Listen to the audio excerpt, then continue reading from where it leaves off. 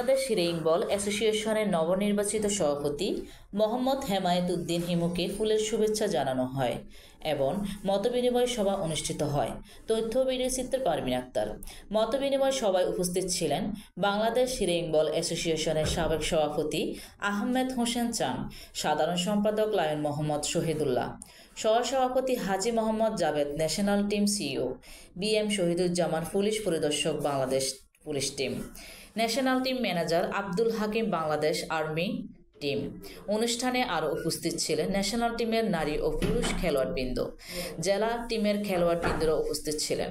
Ring বল অ্যাসোসিয়েশনে যে সভাপতি নিয়োগ দেওয়া হয়েছে, আমি সাবেক ছিলাম এবং বর্তমানে রিমু ভাইকে আমরা সবাই পছন্দ করেছি এবং তারেক সাহেবের আদেশেই আমরা তাকে নিয়োগ দিয়েছি।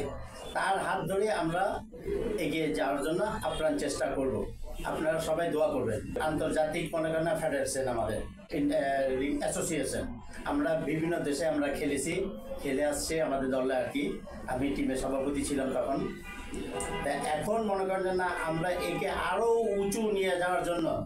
এটা তো আসলেই একটা আনন্দের খবর, আনন্দ পাওয়ারই কথা।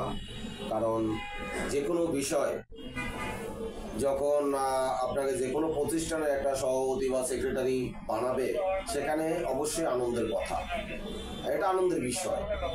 তো আসলে এখানে এই পর্যন্ত আসার একমাত্র যারা অবলম্বন, যারা পুরানো খেলোয়াড় আছেন, সাবেক কমিটির নেতৃবৃন্দ আছেন এবং